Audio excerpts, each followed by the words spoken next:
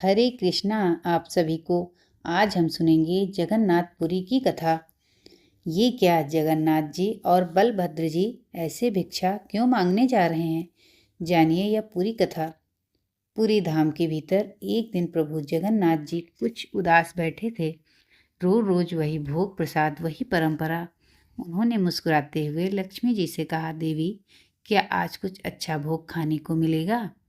लक्ष्मी जी ने आश्चर्य से पूछा, मतलब? प्रभु आज जगन्नाथ जी बोले, अरे देवी, रोज रोज एक ही तरह के भोग खाते खाते थक गया हूँ। कुछ नया स्वाद मिले तो मज़ा आ जाए। लक्ष्मी जी बोली, आज तो प्रभु कुछ नहीं हो सकता। प्रभु, आज का प्रसाद पहले ही सिद्ध हो चुका है, कल देखती हूँ कुछ नया। जगन्नाथ जी मुस्कुराए, पर उनके मन में आज कुछ अलग खाने की इच्छा थी। वे अपने बड़े भाई बलभद्र जी के पास गए। दाऊ, मैं रोज रोज एक ही भोग खाकर ऊब गया हूँ। बलभद्र जी ने हंसते हुए कहा, तो मैं क्या करूँ? लक्ष्मी जी से कहो। जगन्नाथ जी बोले, अभी अभी तो वहीं से लौट रहा हूँ, उन्होंने भी मना कर दिया। बलभद्र जी ने हंसते हुए कहा, तो फिर क्या करने का इरादा है? जगन्नाथ जी ने शरारती मुस्कान से कहा, चलो चलो ना दाऊ, आज पुरी के भक्तों के घर चलते हैं, शायद वहाँ कुछ अच्छा खाने को मिल ही जाएगा। दोनों ने निर्धन बालकों का रूप धारण किया और पूरी नगरी में घूमने लगे। पहले वे एक धनवान व्यापारी के घर पहुँचे। दरवाज़ा खटखटाया। व्यापारी बाहर आया और बोला, क्या बात है बच्चों? जगन्नाथ जी बोले, श्रीमान, हम बहुत दूर से आए हैं, क्या कुछ भोजन मिलेगा? व्यापारी बड़ा कंजूस था, बोला, बिल्कुल खिलाता, पर आज तो घर में भोजन बना ही नहीं है, क्या खिलाऊं तुम्हें? जगन्नाथ जी ने बलभद्र जी की ओर देखा और कहा, दाऊ, यहाँ कुछ मिलने वाला नहीं है, आगे चलो। अब वे एक ब्राह्मण के घर पहुँचे। ब्राह्मण उतना धनी नहीं था, पर सम्मानित था। उसने दोनों को भीतर बुलाया, आसन दिया, पर थोड़ी देर में बोला, बच्चों, आज प्रसाद सब समाप्त हो गया है, ऊपर से मेरी पत्नी भी बीमार है। ये लो जल बताशा और आगे बढ़ो। जगन्नाथ जी मुस्कुराए, बोले, अच्छा अच्छा दाऊ, चलो। एक एक करके कई घर गए, पर किसी ने भी उन्हें भोजन नहीं कराया।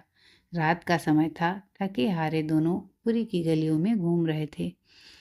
तभी एक छोटी सी पान की दुकान दिखी। पान वाला बहुत गरीब था, आज उसके पान एक भी पान नहीं बिके थे। दोनों भाई उसके पास गए। जगन्नाथ जी बोले, काका, सुबह से कुछ नहीं खाया, क्या आपके पास कुछ खाने को है?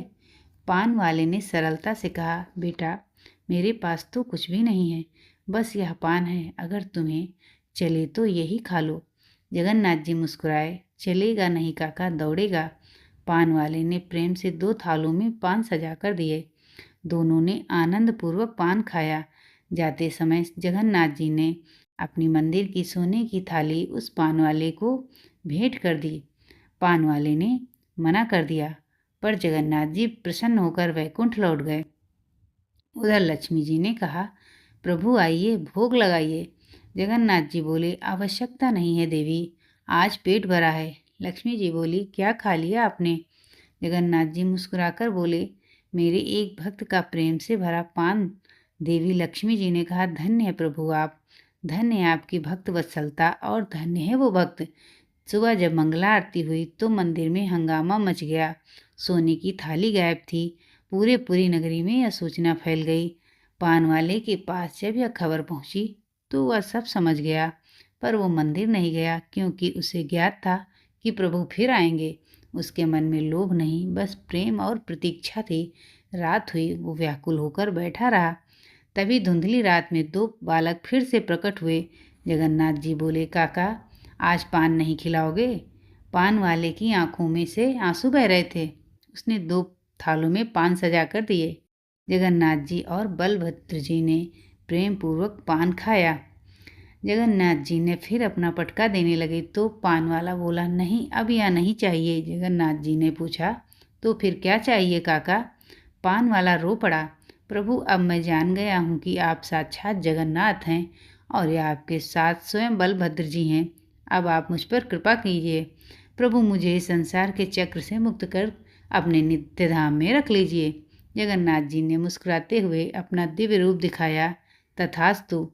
उसी क्षण पान वाला प्रभु के चरणों में विलीन हो गया। उसकी आत्मा सदा सदा के लिए प्रभु के नित्यधाम में निवास करने लगी। भक्ति में ना धन चाहिए ना वैभव, भगवान को चाहिए केवल प्रेम, सच्चा, निर्मल और निष्कपट प्रेम। जहाँ प्रेम है वहीं जगन्नाथ हैं। धन्यवाद। जय जगन्नाथ।